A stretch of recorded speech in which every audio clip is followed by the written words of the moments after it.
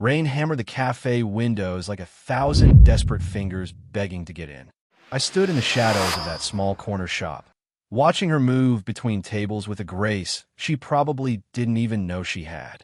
Alara Monroe, 26 years old, too young to carry the weight I saw in her shoulders, too tired to notice the man who just walked through a locked door. She froze mid-step, cloth in hand, water pooling around his expensive shoes. He was 60-something, silver-haired, wearing a coat that cost more than her month's rent. But it wasn't his clothes that made her breath catch.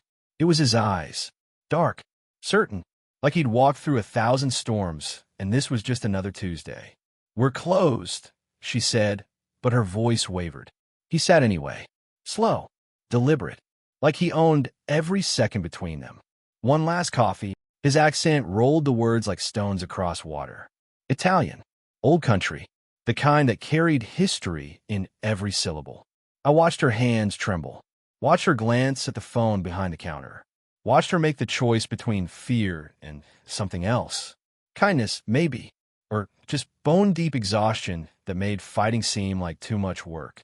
Hi, viewers. Kindly tell us where you're watching from and what time it is.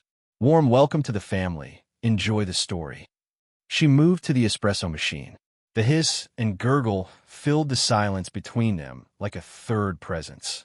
He didn't look at his phone, didn't check his watch, just studied her like she was a painting he'd seen before in a dream he couldn't quite remember. "You work too hard," he said quietly. "You don't know me." She set the cup down harder than she meant to. Coffee sloshed onto the saucer. "No." He wrapped both hands around the cup, and that's when she saw them. Scars. Old ones, crossing his knuckles like a map of violence. "But I knew someone who moved like you." Same tired eyes, same stubborn spine. Alara stepped back. "I need to close. I need you to. Your mother." He said it like a prayer, like a confession. "Mara Monroe. She had your hands. Your way of standing like the world was pressing down, but you refused to bend." The cloth dropped from her fingers, hit the floor with a wet slap that seemed louder than the rain. "You didn't know her." But even as Alara said it, doubt crept into her voice. Because how else would he know?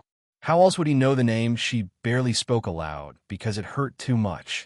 He stood slowly, left a black business card beside the untouched coffee.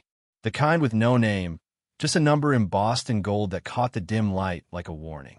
30 years ago, your mother gave me something I could never repay." His voice dropped to something raw, something human beneath the expensive clothes and dangerous scars. "She gave me my life, and I walked away, told myself that to a woman in a diner didn't matter in my world." He moved toward the door, rain soaking through the threshold. But debt has a way of coming back. Always does. He paused, hand on the frame, looked back at her with eyes that had seen too much and forgotten nothing. "You remind me of a debt I never paid." The door closed behind him. The bell's chime faded into the drumming rain, and Alara stood there, staring at that black card, not knowing that everything in her small, struggling life had just changed forever. If you think this is just another love story, stay with me. You'll see what quiet justice truly means. Don't forget to like this video if you're hooked already.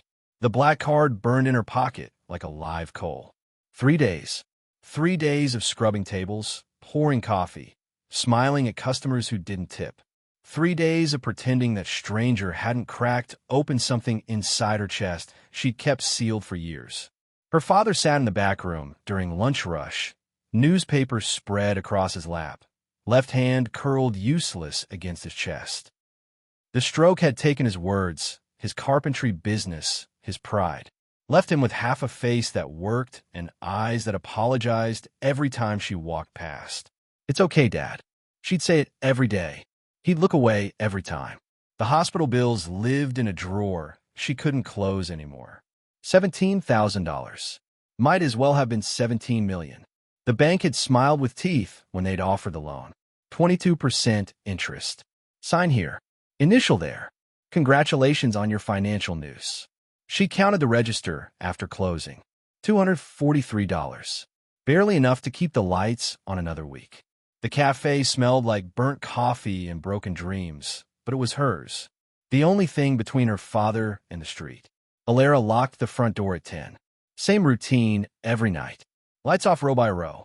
Check the back exit. Set the alarm that barely worked. Her car was parked 2 blocks away because parking downtown cost more than she made in tips. The autumn air bit through her jacket. Her breath puffed white in the streetlight glow. She thought about that man, about his words, about her mother who died when Alara was 7, leaving behind photographs and stories that felt more like fairy tales than memory. Mara Monroe had been beautiful. Everyone said so. Beautiful and kind and gone too soon. Heart attack at 32. No warning. Just their one morning making pancakes, gone by dinner.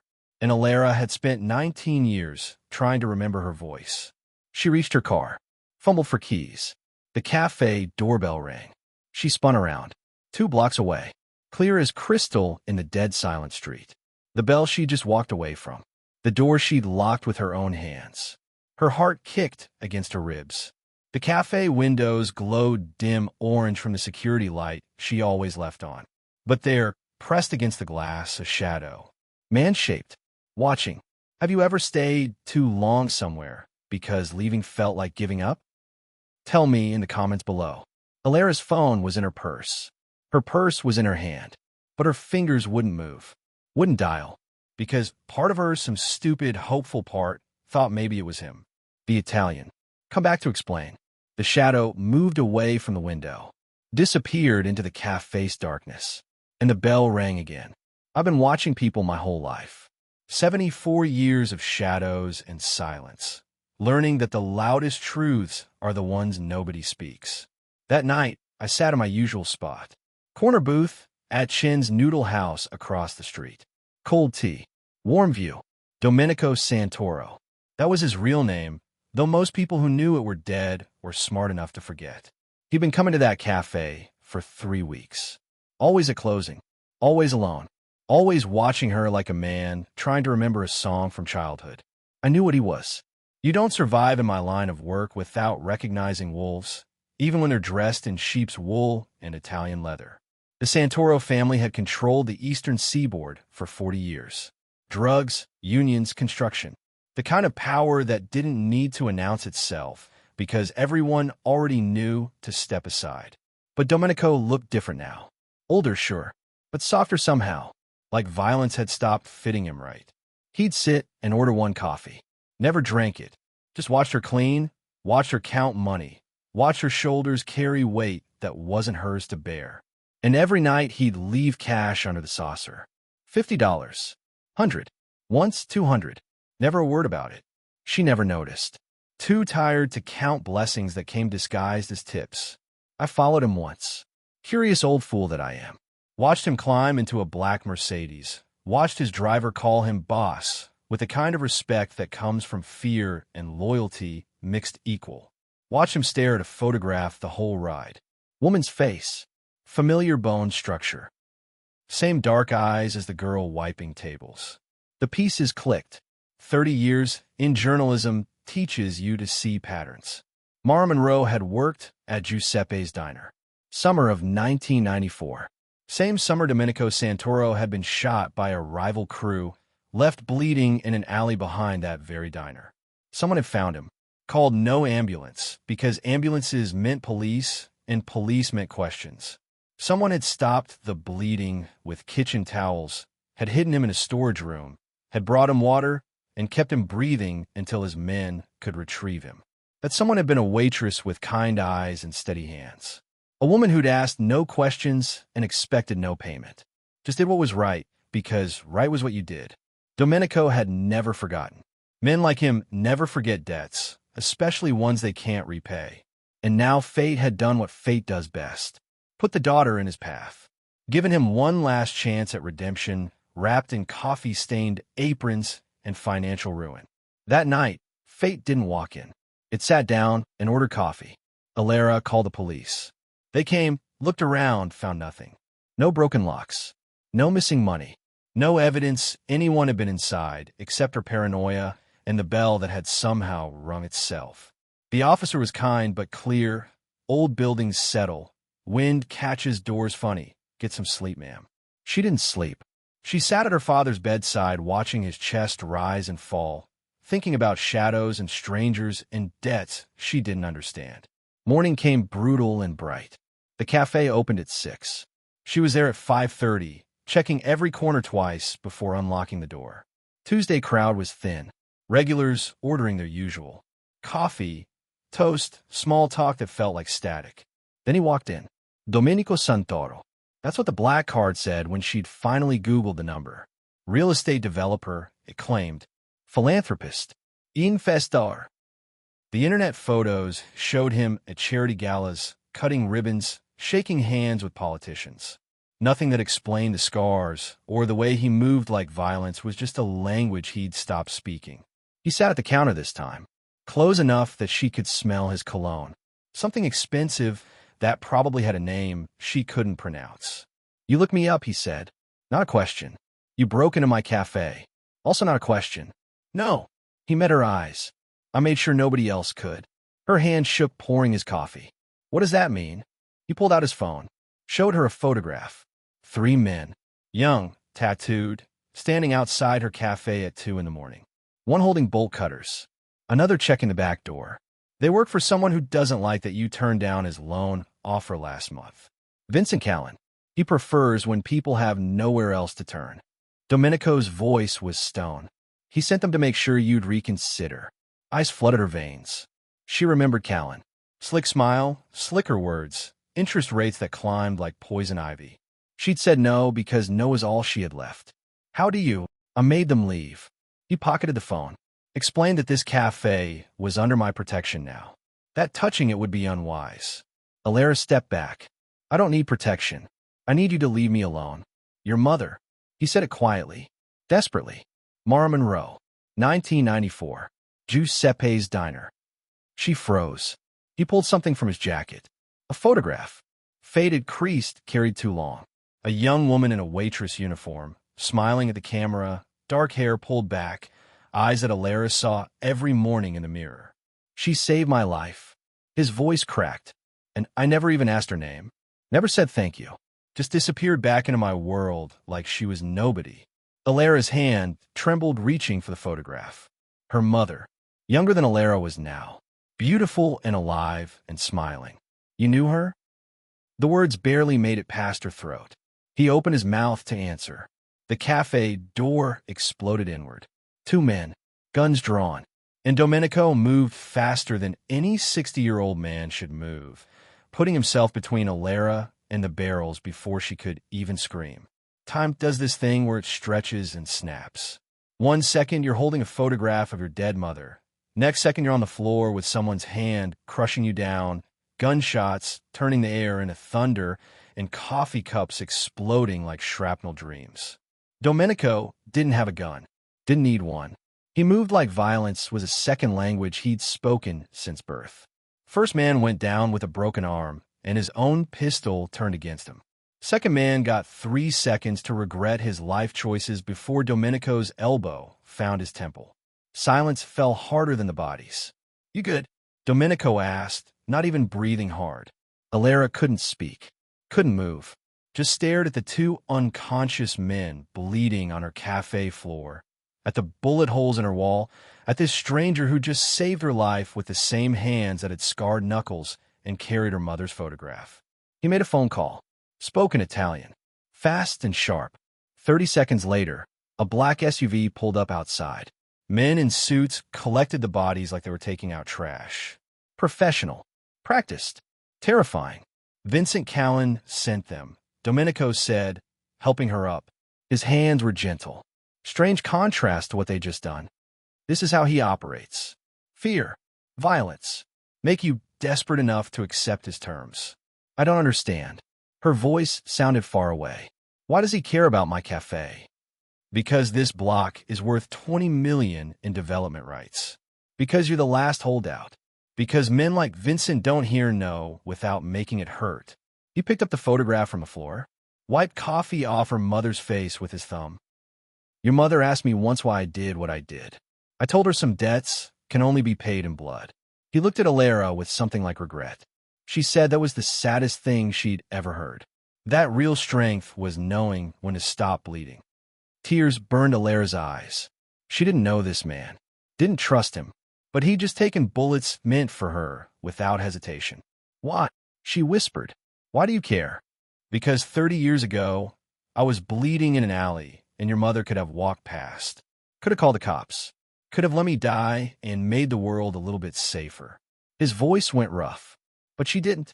She saw a man who needed help, and she helped. No questions, no judgment, just mercy. He pressed the photograph into her hands. I can't give you back your mother. Can't undo the years I wasted pretending that debt didn't matter. He looked around at her bullet-torn Café. But I can make sure her daughter doesn't lose everything she's fighting for. Would you trust a stranger who saved you? Drop a yes or no below. I'm curious. Domenico pulled out his phone again. Made another call. Spoke in English this time. The cafe on Morrison Street. I'm buying it. Whatever the debt is, clear it. Whatever she needs, provide it. He glanced at Alara. And I want Vincent Callan's operation on my desk by morning. Every detail. Every dirty corner. He hung up, looked at her with eyes that had seen too much death and were tired of it. You don't have to trust me. Don't have to like me. But you're going to let me help you, because this isn't about you anymore. His voice was steel wrapped in silk. This is about making sure your mother's kindness wasn't wasted on a man who couldn't learn from it. Alara wanted to argue, wanted to scream, wanted to throw him out and pretend none of this was happening. But the truth was simpler and harder. She was drowning, had been drowning for months, and he was offering a hand she couldn't afford to refuse. Okay, she whispered. He nodded, started toward the door. Stopped. One more thing. Vincent will try again. He always does. So you're not staying here tonight. It wasn't a request. My men will take you and your father somewhere safe until this is finished. I can't just. You can. You look back at her, and you will, because your mother saved my life, and I'll be damned if I let Vincent Callan end yours. The door closed behind him, and Alara stood in her bullet-torn cafe, holding a photograph of a woman who'd shown mercy to a monster, not knowing that 30 years later, that monster would return to save her daughter from another one. The safe house was a penthouse that cost more per month than Alara made in a year. Floor-to-ceiling windows overlooking the city. Marble floors. Furniture that looked like it belonged in museums. Her father sat by the window, staring at lights below, still not speaking, but his eyes said everything. Confusion. Fear. Questions she couldn't answer. 2 days passed like prison time. Comfortable prison, but prison all the same. Domenico's men were polite ghosts. Present, but invisible. They brought food, checked locks, said nothing about the guns under their jackets. Then the flowers arrived. 3 dozen white roses. Card attached. Elegant script that made her skin crawl before she even read it. Dear Ms. Monroe, I hear you've made new friends. How unfortunate. I much preferred our previous arrangement. Dinner tomorrow, 8 o'clock. The address is enclosed. Come alone, or I'll assume you're not interested in keeping your father safe. Warmest regards, Vincent Callan. Her hands shook holding that card. The address was some restaurant she'd never heard of. The kind where reservations took months and money talked louder than manners. She should have told Domenico's men.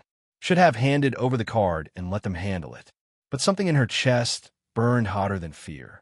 Anger, maybe, or just exhaustion from being pushed around by men who thought power meant they owned her choices. She made the call. Vincent's voice was smooth as poison honey. I knew you'd be smart about this, he said. 8 o'clock, or something nice. We have so much to discuss. The line went dead. Alara stared at her phone, at her father by the window, at the cage of safety that felt more like surrender. Domenico had saved her once, but this was her life, her choice, her chance to look the devil in the eye and tell him no herself.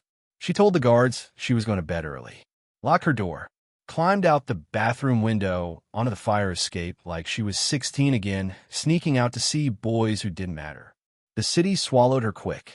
Taxis don't ask questions when you wave cash. The restaurant was called Lumiere. French. Expensive. The kind of place where the staff looked at her jeans and jacket like she was a stain on their evening. But Vincent's name opened doors money couldn't. They led her to a private room in the back. Candles. Wine already poured. And Vincent Callan sitting there like a spider in the center of his web. He was 50, maybe, handsome in that dangerous way some men get when they've never heard no. Tailored suit, perfect hair, smile that didn't reach his eyes. Alara. He stood, gestured to the chair across from him. I'm so glad you could join me. I'm not here for dinner. She stayed standing. I'm here to tell you to leave me alone. Seat. Not a request. Please.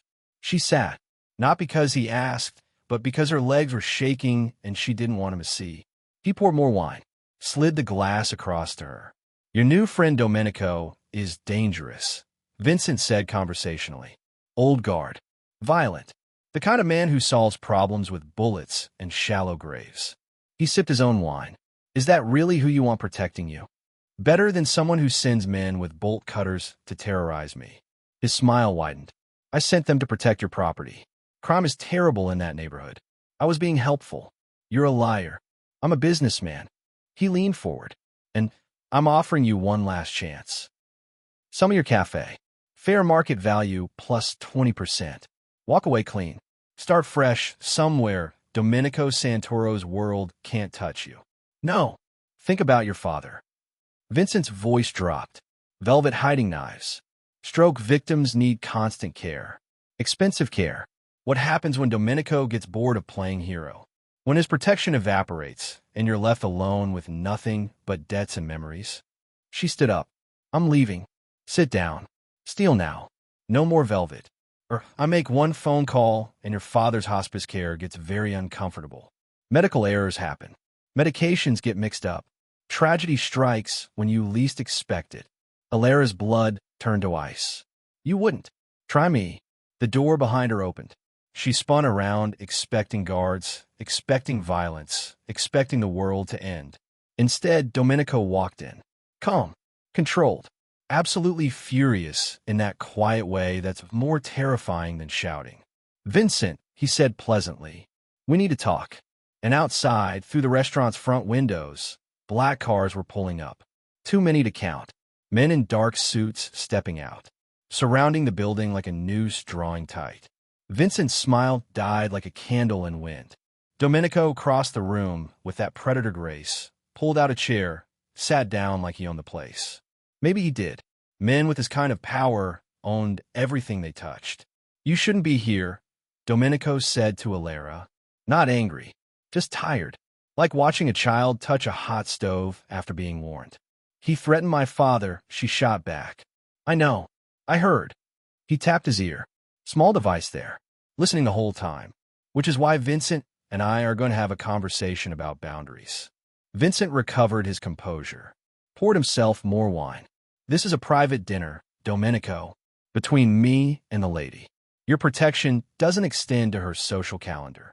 It extends everywhere, I say. It extends. Domenico's voice was stone. And you just threatened an old man in hospice care. That's low even for you.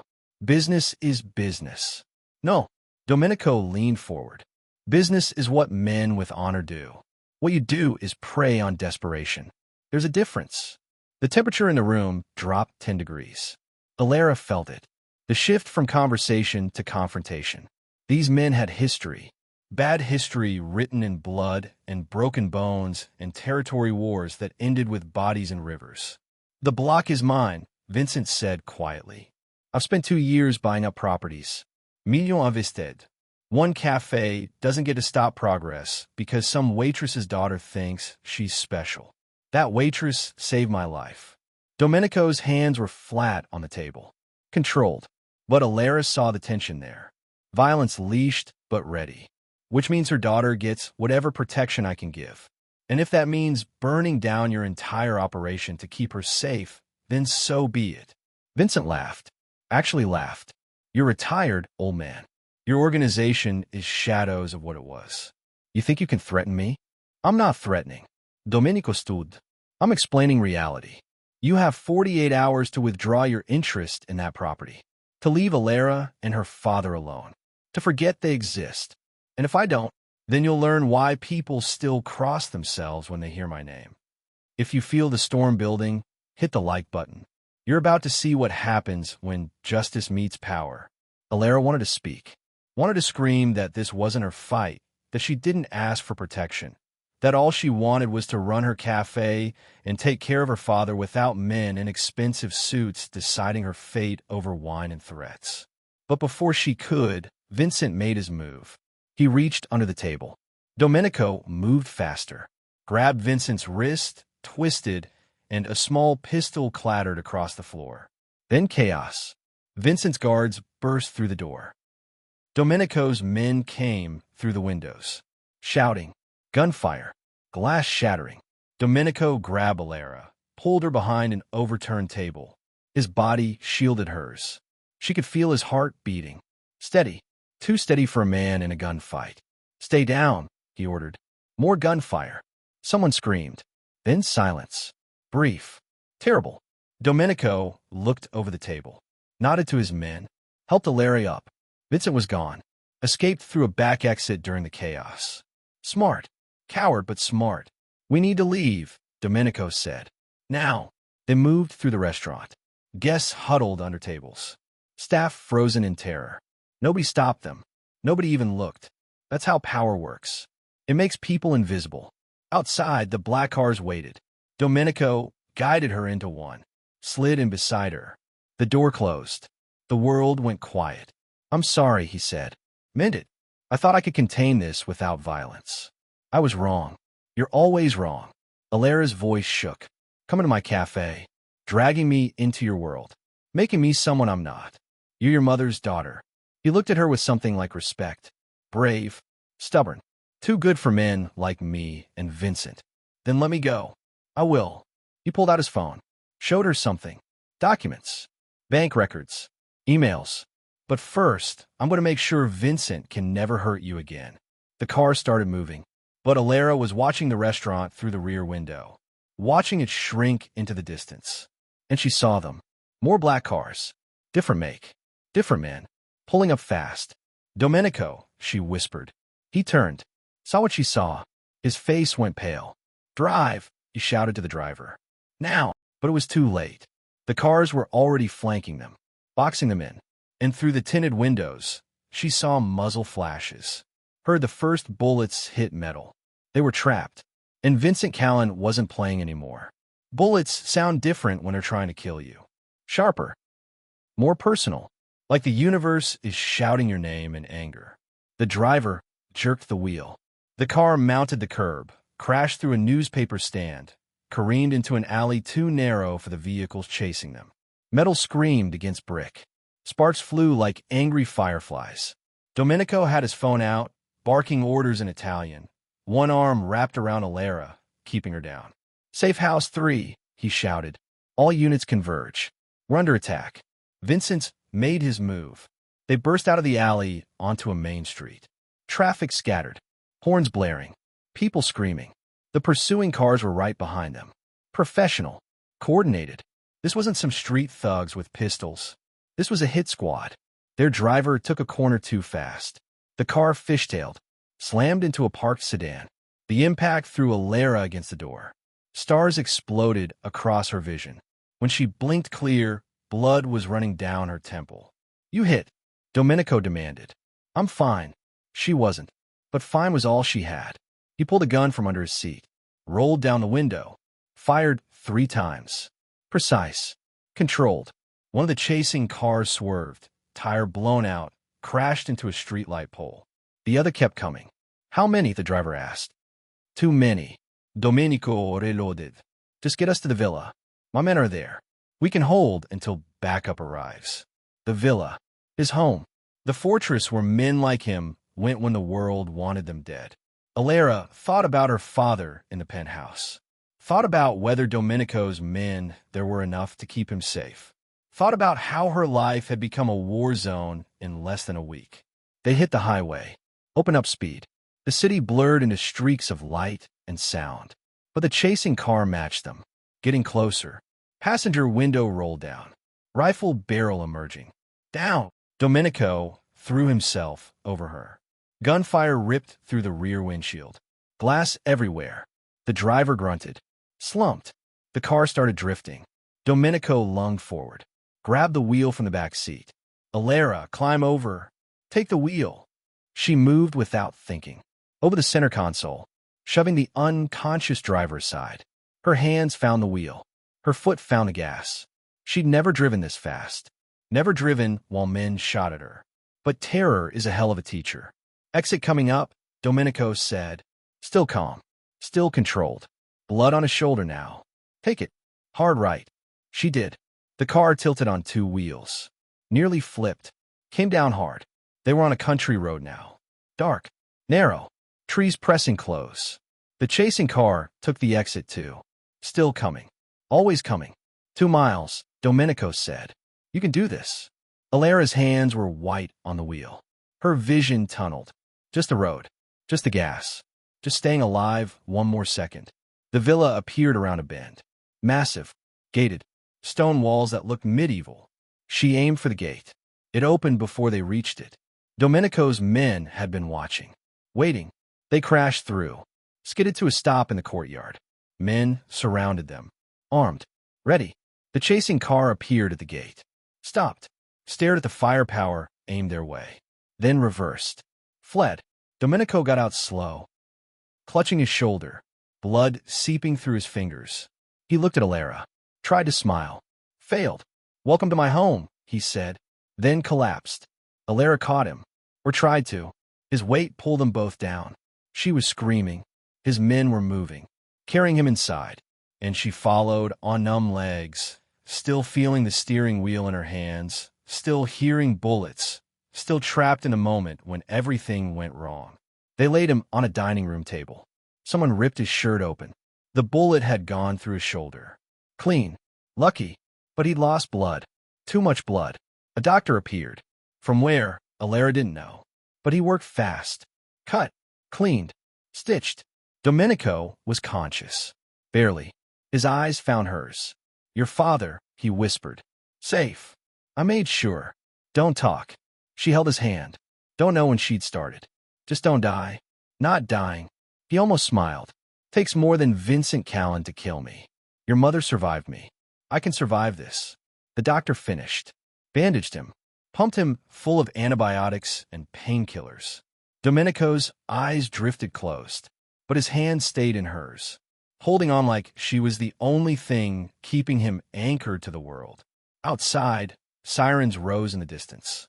Police. Ambulance. The official world coming to clean up the mess that men like Domenico and Vincent made. But Alera just sat there, holding the hand of a man she barely knew. A killer. A criminal. A person who'd taken bullets meant for her without question. Don't you dare die on me, she whispered. And somewhere in the darkness, a phone buzzed. Message received. Response incoming. The war wasn't over. It was just beginning. 3 days. That's how long it took for Vincent Callan's world to crumble. I watched it happen from my usual spot. Corner booth. Cold tea. Front row seat to quiet justice. It started with whispers. Federal agents asking questions. Bank accounts frozen. Business partners suddenly remembering prior engagements. Then the news broke. Money laundering. Racketeering. Connections to trafficking rings that made Vincent's real estate empire look like the cover story it was. Someone had leaked everything. Documents. Recordings. 20 years of dirty secrets spilled across every news desk in the city. The FBI moved fast. Warrants. Raids. Arrests. Vincent's lieutenants turned on him like rats fleeing a sinking ship. By day 3, he was in custody. No bail. No escape. Just handcuffs and cameras and the fall that men like him always pretend will never come. Domenico recovered in his villa. Doctors came and went. His men stood guard like stone statues. And Alera stayed. Don't ask me why. Maybe gratitude. Maybe something else. But she stayed by his bedside, brought him soup he didn't eat, changed bandages with hands that shook less each day. You did this, she said on the 4th morning. Not a question. The leaks. The evidence. You destroyed him. Domenico sat up slow. Pain creased his face, but he didn't complain. I made some calls. Connected some dots. Turns out Vincent was sloppy. Arrogant. Men like that always are. You could have killed him. She met his eyes. Your world. That's how it works, right? Someone comes for you. You end them. That was my world. He touched the bandage on his shoulder. Past tense. Your mother taught me something I spent 30 years trying to forget. That violence makes violence. Blood demands blood. And eventually you're standing in a river of it wondering when it'll stop rising. He pulled out his phone, showed her articles. Vincent's empire collapsing. Associates arrested. Assets seized. Justice through evidence, not execution. This is mercy, Domenico said, letting him live to face his crimes. Letting the law do what law should do. It's not as satisfying as vengeance, but it's cleaner. If you believe real justice doesn't always need noise, say quiet justice in the comments. Alara sat beside him on the bed. Close enough to feel his warmth. Far enough to maintain the distance between their worlds. What happens now? She asked. Now Vincent spends the next 20 years in federal prison. His organization scatters. The block development dies. Your cafe stays yours. And you? He smiled. Tired. Genuine. I retire. For real this time. No more shadows. No more debts. Just an old man trying to figure out who he is when violence isn't the answer anymore. My mother would have liked that, Alara said quietly. Your mother saved my life, so I could waste it on 30 more years of blood. His voice cracked. But maybe I can spend whatever time I've got left proving she didn't waste her kindness on the wrong man. The news played on the television across the room. Reporters standing outside the federal courthouse. Vincent Callan being led away in chains. And the cheering scrolling across the bottom read. Anonymous tip leads to massive racketeering bust. Sources say a ghost cleaned his own sins. Domenico watched it. Something like peace settling into his scarred features. Like a burden finally lifted. Like redemption earned through truth instead of violence. A ghost, he murmured. I like that. Alara's phone rang. Her father's nurse. Good news. He'd spoken. First words in 6 months. Asking for his daughter. Asking where she was. Asking if everything would be okay. She looked at Domenico. This man who'd crashed in her life like a storm. Who'd turned her world upside down. Who'd shown her that monsters sometimes learn to be human again. Thank you, she said. He nodded. Thank your mother. She's the one who planted the seed. I just finally let it grow. Outside the villa, the world kept turning. Vincent in custody. Domenico healing. Alara's cafe safe. And somewhere in the space between violence and peace, justice had been served the way it should be. Quiet. Clean. Without bloodshed. The ghost had cleansed his sins. And morning broke gentler than it had in 30 years. 6 months later, the cafe smelled like fresh paint and possibility. Alara had renovated with money she'd earned, not borrowed. Kept the old espresso machine. Replaced the bullet holes. Added flowers in the window that caught afternoon light just right. Her father sat in his usual spot. Talking now. Slow. Careful. But talking. Physical therapy 3 times a week. Small improvements that felt like miracles. He told stories about her mother sometimes. About the woman who'd been kind to strangers because kindness was just who she was. Business was good. Better than good. Word had spread somehow. The cafe that survived. The girl who stood up to criminals. People came out of curiosity. Stayed for the coffee. Left tips that actually paid bills. Domenico visited once a month. Always at closing. Always alone. He looked different now. Lighter somehow. The weight of his past still there, but carried different. Like he'd made peace with the man he'd been and was learning to be someone new. They'd sit, drink coffee, talk about small things. Weather, books, her father's progress. Nothing about Vincent, who was serving 25 years federal. Nothing about the night bullets flew and blood spilled. Just 2 people learning to exist in a world where violence wasn't the only language spoken. Your mother would be proud, Domenico said one evening. Rain outside, just like that first night. Full circle of who you've become, how you handled all of this. I didn't have much choice, Alara replied. You always had a choice. You chose to stay standing. That's harder than people think. He finished his coffee, left cash under the saucer. Still too much. Old habits. Then stood to leave. Domenico, she called. He paused. You paid your debt. You know that, right? Whatever you owed my mother, you paid it 10 times over. He smiled. Sighed. Grateful. Debts like that don't get paid, Alara. They get honored. Every day, I wake up choosing something other than violence. That's honoring her memory. Every time I help instead of hurt, that's the interest on a loan I'll never fully repay. He walked to the door, stopped, looked back. One last coffee, he asked. Same words as the first night, but different now. No mystery, no threat, just an old man asking for kindness from someone who'd learned to give it. She poured him another cup. He sat, and they talked as rain drummed the windows and the world outside kept turning. Two survivors of different wars, finding peace in small moments and second chances. 3 weeks later, Alara got the call. Domenico had passed in his sleep. Heart attack. Quiet. Painless. The way men like him never expect to go. His lawyer arrived the next day with documents. The villa was sold. Proceeds donated to stroke recovery programs. His remaining assets liquidated, given to victims of organized crime. And one black card, same as the first night, but the back was different now. Written in his hand, one last coffee. Thank you for reminding me what mercy looks like. Tell your father his daughter is extraordinary. And tell your mother, wherever she is, that her kindness saved more than just my life. It saved my soul. D.S. Alara set the card on the counter, made a cup of coffee, set it at his usual spot by the window. Steam rising, untouched. A tribute to a man who'd learned too late, but learned anyway. Who'd paid his debts the only way that mattered. With change instead of violence. With truth instead of bullets. With quiet justice that echoed louder than gunfire ever could. The cafe filled with morning light. Customers came. Life went on, but that cup stayed there all day.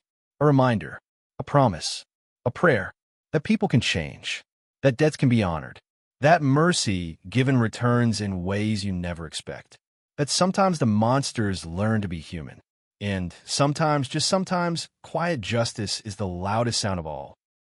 If this story touched your heart, share it with someone who believes people can change. Don't forget to subscribe and turn on notifications so you won't miss our next story. Drop your thoughts in the comments below. Your words might inspire someone who needs to hear them. Thank you for being part of this journey. Until next time, remember that justice doesn't always roar. Sometimes it whispers, and that whisper can change everything.